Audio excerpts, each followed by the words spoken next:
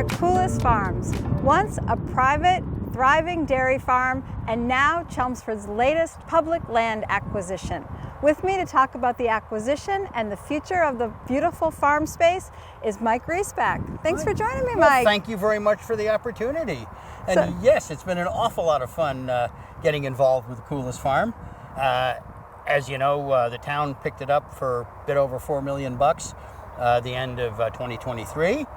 And with amazing speed, thanks to some help from a lot of good people, we've actually got it to the point where we have a place that you can actually visit and walk around. So this is a public space, and it's open to the people of Chelmsford to come This explore. Piece is, the farm is basically about a 22-acre chunk here, maybe 25, 6-acre chunk across the road, and another 10 acres on the other side of that. This major 25-acre piece is what's the center of the public access. The other parts are, by the way, being used for agriculture. So it's going to be a working farm again. Well, pieces of it will be. Part of it's going to be very nice hayfield, and part of it is a pumpkin patch. And I know you have some special visions for it. I've got the pumpkin patch. Oh, that's great. But anyway, it's developed very, very quickly. A task force was put together at the beginning of January to decide what we wanted to do with it and to hear other people's opinions. We had a bunch of public hearings. We had people come in with proposals. What we wanted to do was meet a little bit of everybody's needs: the agricultural needs, the public open space, recreational needs, all of that. And I think we did a very good job. And so the first step, I think, was cleaning up the property and making it safe for public use. You would not believe what this field right here looked like. It was covered with junk, some of it dangerous junk, and lots of invasive weeds. A group now called the Friends of Koulas Farm has been instrumental in doing a lot of the cleanup work in the woods and environs. And a big kudo goes out to them, and another big kudo goes out to our own Chelmsford DPW, who did a lot of the heavy machinery work down here, created the parking lot.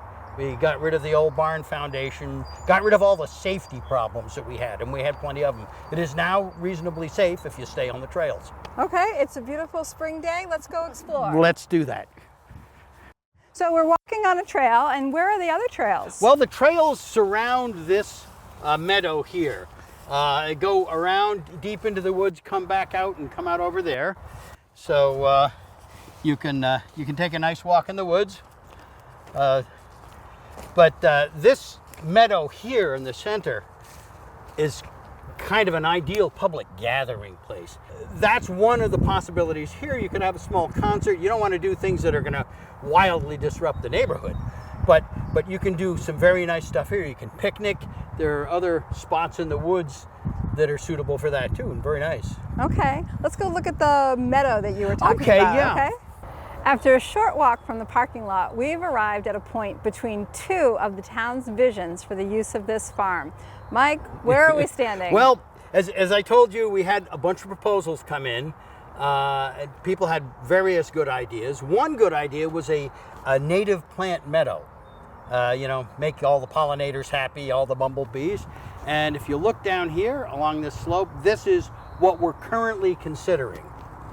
Now, again, the committee I'm talking about is strictly an advisory committee. The decision will have to be made by people in town hall. But that was our idea. You need to get our previous guest, Giancarla. Oh, Giancarla, that's her project. Yes, she was on the show just before this talking about pollinators and the importance of them. Yep. So I hope the advisory committee is listening we about what this did. land can do, not just for the people of Chelmsford, but for the bees. For the bees and the pollinators. Now, I talked about that.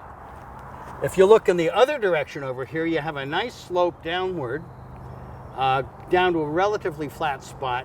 One thing that's been proposed there, no certainty that it will happen, but one thing that's been proposed is a sledding hill, because I would really like to see this property get used 4 seasons a year. Great. I mean, so spring and summer and fall are obvious.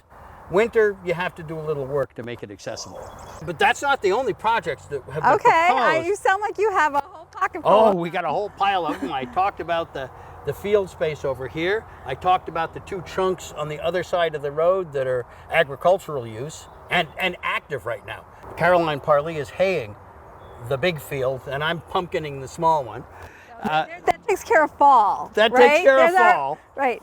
And but we've also had conversations about having the wildlife refuge. You know, she's down in South Chelmsford now, and a little shy on space. That's a much bigger project and would involve a lot of, you know, state and federal permitting and what have you. But as a committee, we felt that that was a really good use for the territory, and it was consistent with the objectives of the town in getting this spot. Wow, Mike, you and the town really have done a great thing acquiring this space and making your vision. I can see the distinct 4 seasons really thriving on this property. Thank you so much. I think it will. I think it will. Great. So if you're looking for something to do this weekend, come by 175 Pine Hill Road right here in Chelmsford and just explore the space yourself. And if you have a vision, reach out to Mike. Yeah, let us know. We'll be right back after this break.